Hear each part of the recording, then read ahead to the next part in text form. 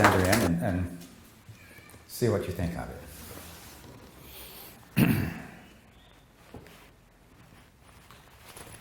Greetings, we are Alexander.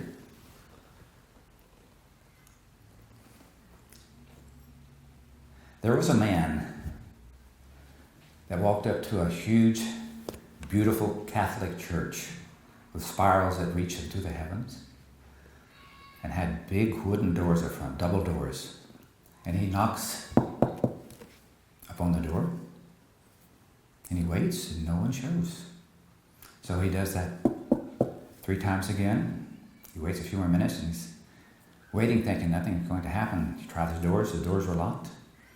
All of a sudden the priest opens one of the doors and says to him, "How may I help you, my son?" The man replied, "My name is John. I'm here to be recycled." And that kind of took the priest by surprise. So he says, I don't do recycling. I'm not sure what you mean by that. You're talking about like old used stuff and you put it back in use again? And John says, "No, I'm talking about me as a person. I want to be recycled. I had an interesting life and I'm ready to be recycled." So the priest says, "Well, I don't think we can help you. If you want to die, we can give you a funeral and we can do some sort of performance for you if that would make you happy. But I'll tell you what, there's a little spiritualist church 2 blocks down the street and on your right. So if you go there, I think maybe they could possibly help you." So with that, the door was closed again and John starts walking down the street. But if you were in the church, you could hear the priest say, "God, why do you send me all the crazy ones? You know I can't help them." So John continues on his way down and he goes around the corner and he finds this small spiritualist church. And he knocks on the door. The door swings open. So he goes inside, walks down the center aisle, and says, "Hello, is anybody here? Hello?" No answer, just complete silence. Now, I have to tell you, this is about 7:30, 8 o'clock in the morning. This is a Monday morning. So the priest probably didn't have his coffee that he talked to earlier. But John goes down to the very first pew and sits down on that. And on the wall behind him, which faces east, there's this beautiful orange glass that gives a glow. It goes from floor to the ceiling. And in front of that, there's a wooden cross, a large wooden cross. So John sits down in the very first row and the sun is shining in and feels very comfortable. First thing you know, he's asleep. He hears somebody snoring and he wakes up and decided that was him that was doing the snoring. So he closes his eyes again and kind of relaxes and gets in this very sweet, altered state, I want to say. About that time, an angel appears before him. And the angel says, "I heard your message, John. Let me take you on a little trip." This is kind of like Scrooge, if you've seen that one. He says, "Keep your eyes closed and look before you and I'll take you into what you're talking about, recycling, because what it is really suicide. And I can take you here and we'll show you that you're in this graveyard. And the only ones there is a preacher and a couple of gentlemen that's going to give you a dirt bath as a burial." So John is very interested in that. The angel says, "There's other choices, you know. Second choice, what if you just lived out your life like you're supposed to? I'll take you forward in time, and again, you're passing from this plane, so you're standing at a graveside and there's several friends around, family members. The preacher does a nice eulogy. And notice the difference. Suicide has a kind of taboo belief in it, so most people don't want to associate with that. But notice what's happening now. You're getting a good send-off. You should be happy and content. And John was shaking his head. "Yeah, I guess that's better." So I'll wait around. And that angel said, well, wait a minute, there's a third choice. What if you came back next Sunday and meet the people here and get to know them? I think they could probably help you just a little bit. And you can speak of the experience that you're having now and maybe inspire someone else. So John decides, well, maybe that's the best thing to do. So he made plans to come up the next Sunday and just see what this was all about. He had never been into a spiritualist church before and wasn't too much aware of what went on. So John's got plans to maybe try that one. And if you have somebody sitting next to you with their eyes closed, and you think they're asleep, maybe they're just taking a spiritual journey, so allow them to relax and enjoy that. Okay? Now, you might call that I won't say a modern day parable. Perhaps there's messages in there for you. That you always have choices. You can do whatever you choose to do. You are the one that's in charge. You're the one that's manifesting this life. So you really are the creator.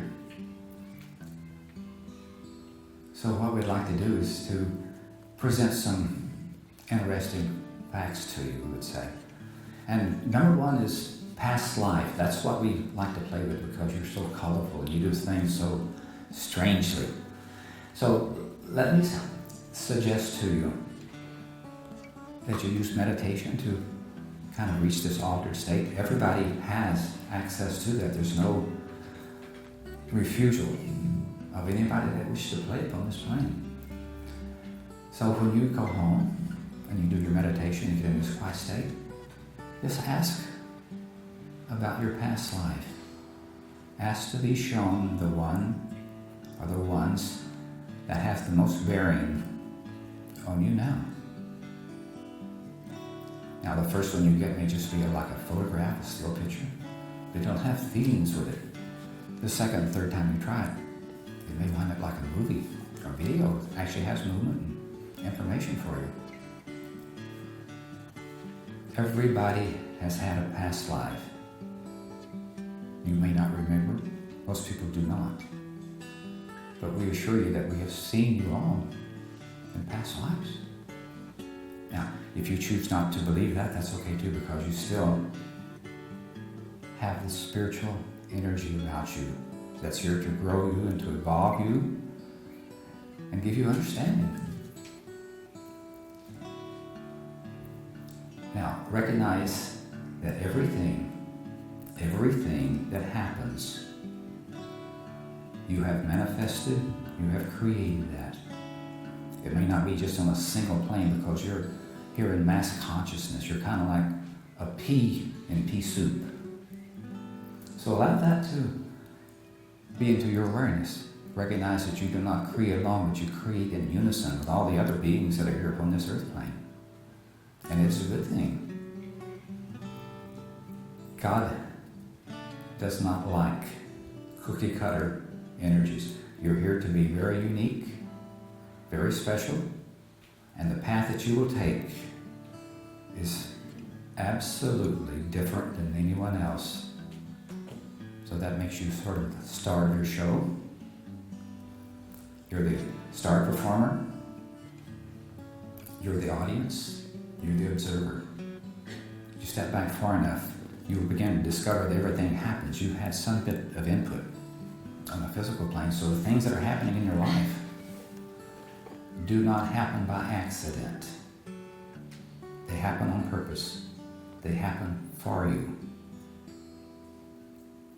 And that's where past lives come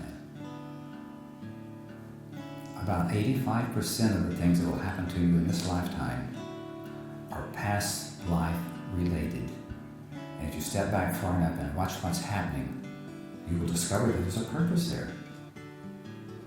And if you observe it long enough, you will recognize what you're here to do, what you have set for yourself as far as experiences and lessons. And that allows you to become more evolved, more wise, more loving, more caring. Now, what are the traits of an evolved being? You look in a mirror every morning, observe. But the traits of an evolved or evolving being simply means that you're kind and courteous and allowing for all those around you. Recognize that everybody is here. You do not have their answers, but you can observe and see yourself in everyone. So that's why you're here. The whole of this world is all about you. Now, the first thing you're going to say, well, it can't be much about me because I can't control it. If you were not here, none of this would be happening for you. Everybody has their own spiritual path, their own reality, their own way of doing things. So recognize the freedom that is there. You were not imprisoned here on this plane because you did something wrong or because you were a sinner. You came because you were quite capable of creating this life that you call you. And that is a grand thing. What we want you to do is simply to observe yourself. And when something happens that upsets you a little bit, learn to love it. Makes a big difference. Big difference. Because once you begin to love everything that you're doing, everything that's happening for you, all of a sudden you look around and you see another person and you send them love and compassion and maybe smile to them. Maybe this other person's not ready to be recycled yet, but you have an insight, you have an ability like an angel to affect each and every one around you. All it takes is a smile, maybe a hello. Makes them aware that they are creators also. So that's what we wish to present to you. Now, before everybody goes or passes away, most of them will create what we like to call a bucket list. We like to use the word bucket list because it impacts more strongly. You may call it a wish list, but it's something that you want to do in your life. Something that's very important to you. And when you were a young child or teenager, you had all these big dreams. Saying, this is what I'd like to do, this is what I'd like to experience. But somewhere along the way, you got married, you got a job, or something happened, so you create this routine. You have created a fake reality. And you may play this game for several years, but at some point, you will begin to ask yourself, is that all there is? And that's a good thing. That's when you become a philosopher. That's when you become a true observer. That's when you get to be very critical of your own energies, saying, well, why can't I be this or that? Yeah. So what we wish to tell you is, you can create this, and most of you do even now. Remember, New Year's, you make these resolutions, and say, I want to lose weight for the biggest part. We hear your thoughts. But you have other ideas too, things that you'd like to do, but rarely do you follow through because it's kind of a on-the-shelf type thing. You put it on the back burner. But what we'd like to suggest to you that, why do you need to wait once a year? Why not create a bucket list for this next week or the week after that? And put a timetable, put a limit on it. Say, this is what I want to do, this is what I want to experience, and get it underway. If it's right for you, it'll work out. But one thing it does, it gets you out of your routine. It gets you out of this created reality. It gets you to where you can see the greater picture. See your world. See why you're here. So, what are the things that you dreamed of being when you were a teenager? You wish to be a musician, perhaps? A painter? No? see, you always have something there. But you have to work at it because it takes you out of your routine, and that's where most people are. You're in a routine that is so boring that you think, I want out. But look what happens when you create this childhood dream or this dream that you have now. It gives you passion, it gives you purpose. It lets you forget about all the aches and pains and all the should have dones and didn't do. It creates a different reality. It grows you as a spiritual being. It allows you to evolve. And those things that you apply in this lifetime will help you in the next lifetime and the next lifetime. And it's called love. 4 words, letters. Have a great bearing. So when you look at the world around you, look at it through the eyes of love. You'll find it will be absolutely fascinating. All of a sudden, the world becomes 3-dimensional, 4-dimensional. Now it becomes color. Now it becomes passion. Do you know what psychics do? They tune into your energy, if they're open enough, and see everything that you're doing. Not always, but sometimes. You also have this ability to put a shield around you when somebody's trying to read you. Are you familiar with a hospital gown? All they have to do is walk around behind. And you're fully exposed. So the next time somebody wants to give you a reading and you say, I prefer not to, just reach behind you and close that gap that you did. We're here to entertain you and to make you smile. When you came into this world, you had one primary directive, regardless of past life experience or anything else.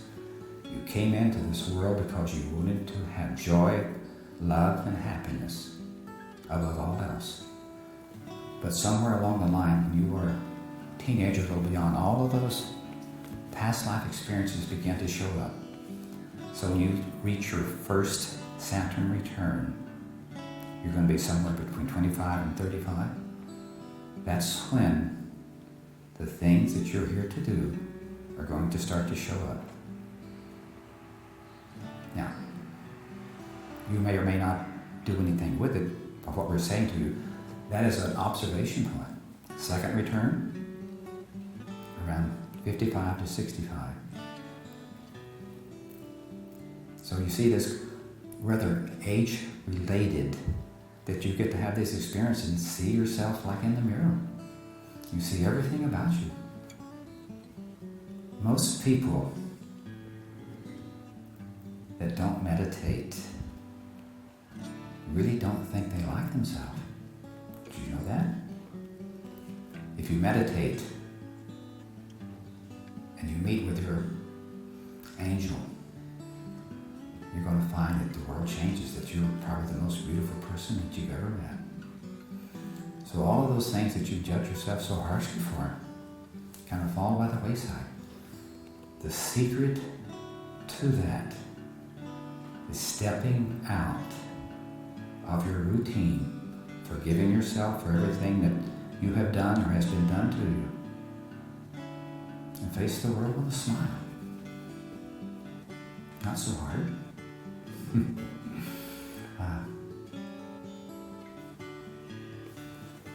You have a little cogs turning. Are you aware of that? I mean, so hopefully we have given you some idea.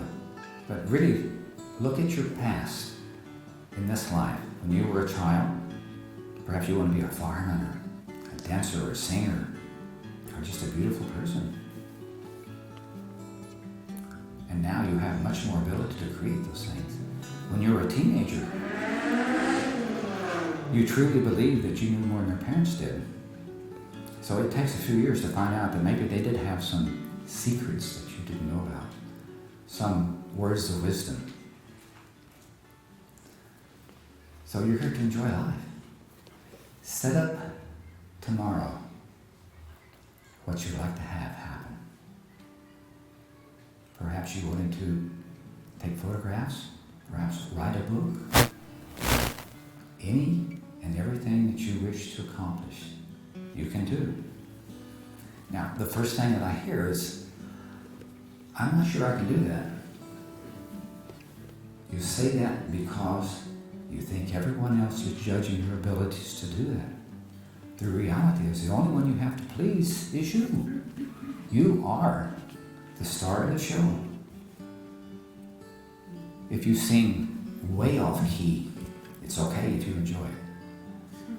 There's a thing called practice. The more you practice, the more efficient you get in doing what you're doing. You don't learn to play a musical instrument the first time you pick it up. So recognize that your creations take a little bit of practice. If you already knew how to do what you're planning to do, there would be no point because you're there already. But it's the different things that we want you to try. What are your dreams that are long gone and long forgotten by everybody except that little voice in your head? Keep saying, can you come out and play? Jim had a daughter. He lived in Claremont at the time. And when she was about 6 or 7 years old, she'd go up and down the block and knock on the doors and, can your little girl come out and play with me? And occasionally she found some, but most of them, she met everybody on the block and they thought she was a little delight. Now, I'm not sure it'd be safe to do that nowadays, but we have to take mom with you. But that's beside the point. You're here to enjoy life. So everything that makes you happy, embrace. Everything that is discouraging, that makes you unhappy, forget about it. The magic to this is that you can only pursue one thing at any one moment in time. So simply smile and bear it. You're there. See, most philosophies believe that you have to spend years and years becoming involved being, if you're a spiritualist, churchgoer, that may decide you need to be a reverend. That's okay. Allow that, because within that, you're going to learn so much and you're going to push the envelope so much. About a year after that, you're going to look back and say, hey, that changed my life. And right now, until you step into that new energy, you stay the same. When you ask for things that you want, or don't ask, the answer for not asking is always no. If you're afraid to step up, you're forever in the same place. Nothing happens. So what we want to do is to give you just a little shove and say, hey, look what could happen. What are your dreams? So tonight, when you go to bed, we're going to send a little stardust energy with you. Say, hey, remember that dream? Perhaps you prefer an angel. We can do that too with your lounge, you know. You all have special angels around you. Have you not met your special angel yet? Give you a little trick. In your meditative state, allow that there's this angel, this beautiful being of light in front of you. Go up and give it a hug. Just wrap your arms around you. And notice what happens. All of a sudden, you're looking out through these angelic eyes of that being that's in front of you. That is your higher self. That is full of love, compassion, and it is perhaps the most loving energy that you'll ever find. And it is you. So as you see, it's not so hard to evolve. Perhaps it's more difficult to get out of routine.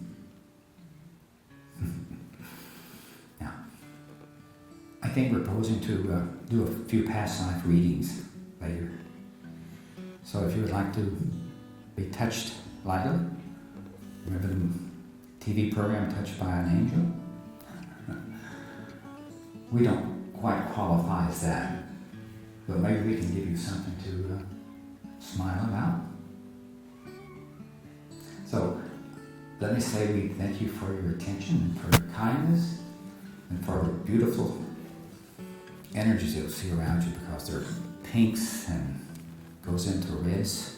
Usually the reds are the one that are most passionate, because there's something that you want to do, and perhaps we have given you just enough of a shove